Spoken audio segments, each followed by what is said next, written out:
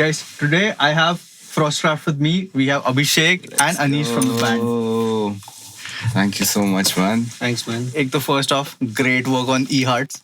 Thank you, Great brother. fucking track. Riptide also was a ripper. Thank you. I'm glad Thank you you like so it. much. Yeah.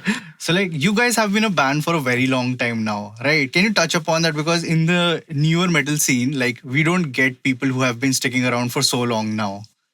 Yeah, man. I mean, it comes down to a lot of it, like, is the trust that we built over the years. The band formed in Delhi, I think 6-7 years ago, something like that. Around And 2018, yeah, the 17, late 17 or late 17, Mhm. somewhere around that. yeah. And your first release was in 2019. in the red. And now the half the band is in Delhi, half is in Bangalore, right? So how do you guys communicate at this point? Probably a lot of times these guys send me something that probably Arindam has made or Abhishek has made, and then I put my ideas over it. Then it's a to and fro, and we try to, you know, sometimes we try to like go to Bangalore. Just say Abhishek just shifted here. Before this, Abhishek was in Hyderabad.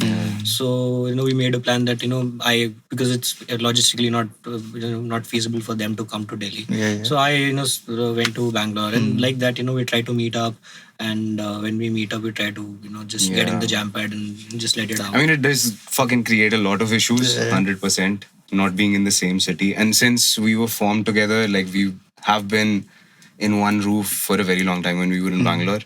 So we wrote a lot of music at that time.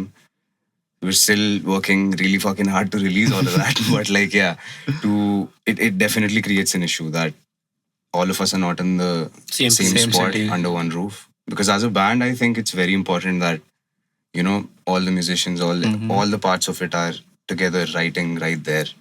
That really helps. But does that space also help you out? Like you're away from the singer for a while and you're away from the other people. So like, does it help you out in the long Definitely, run? like right? that is a very really nice take on it Yeah. because we get our time to work on our parts, Yeah, build yeah. things according to us without being influenced by the other member. Yeah. And then we all throw it together in front of each other and whatever the fuck comes out of it.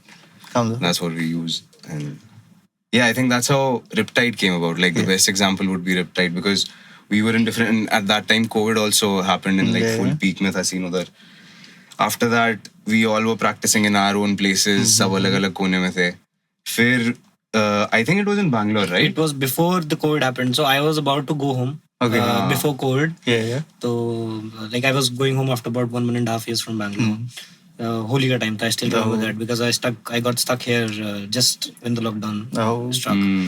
So, before that, we all decided that I am going for 2 weeks. So, let's just jam before I go. Yeah. And that time we were all staying together. So, we went, we're just jamming as usual, jamming our old songs and, trying to come up with some new stuff. Jamming our old songs and, trying to... In jams a lot, sometimes you just hit a wall, Yeah. nothing's evolving, Yeah. it's just there. It's not evolving. So, we went out, did something and probably, we exchanged some not so good words with each other. Yeah. And then we like, okay, That's a fuck must. it. So we were like, okay, let's, fuck it. Yeah. Chalte hain, bajate hain. So we went into the pad again and, Abhishek came up with something. I came up with that Thada Thada, the intro of the song. And that's about it, and then after that, we probably just arranged it in a way that we loved it. So this was Riptide, right? Yeah, this now, was Riptide. so now we come to E-Heart, right? How did it come about? What's the story behind it? Is there some lore that the people should know about it?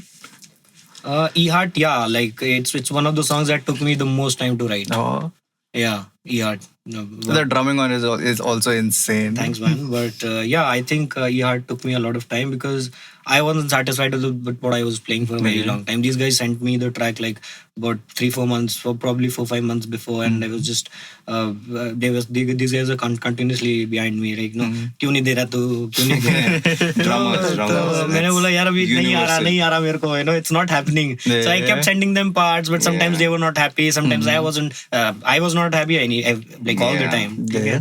And then finally when I just took my time and did the whole song, I was like, okay guys, I've done it. You take it, like absorb it, and then tell me if it's not. Yeah. And I think that was Yeah. it.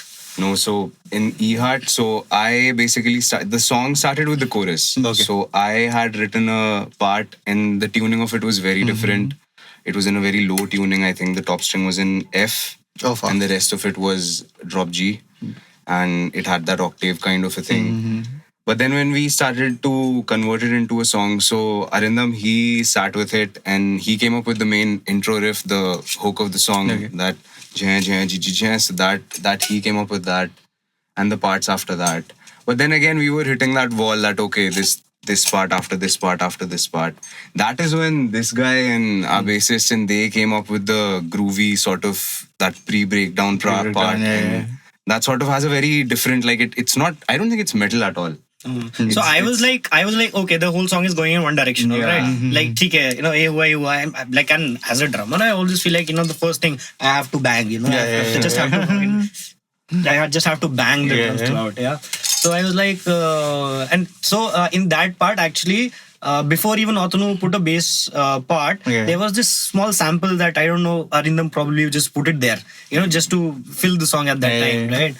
And while I was writing the song, that rhythm continuously, you know, started running in my head, like that melody or whatever that sample thing was, and it felt like it was in triplets. Okay. All right. So if you listen to that part, Geek Talks. Yeah. So if you refer to that part, just Yeah, that yeah, part. So it's basically I'm doing nothing. Hi-hats are on normal, you know, straight counts 4/4. Just my kick drum is just following a triplet grid. That's Okay. it. Which gives it that swing feel. You know, that's it. And then just after 4 bars, it's again switches to normal, you know, a straight rhythm. So that's it. So when I heard that part, you know, I was like, okay, this sounds something interesting. So let me try doing that. So I did that, and then I'm like, to me, I was like, मैंने कहा ये final है भाई, कुछ मत सोचो, ठीक है, I love it, ठीक है. फिर मैंने अतनु को मैंने कहा भाई तू एक काम कर, अब तू स्ट्रेट तू इस पे ड्रम्स लॉक कर दे, मतलब इस पे तू बेस लॉक कर दे, ठीक है, और इस पे तू अपना जो भी तेरे को मेलोडी डालना है तू वो डाल, बस रिदम तू ये रख सिर्फ इस पार्ट में. It's only for these 4 bars because this is going to be something that is very surprising in the song. And I've got the same reviews with a lot of people also, and that part particularly is very striking, you know. It's different. Like before releasing it also, you were like, okay, should we keep this part like this because it's not normal. Then we were like, yeah. मैंने कहा नहीं भाई वो तो रखो हाँ this bro, is it, अच्छा it's part है. ठीक है. And yeah, people liked it. Yeah.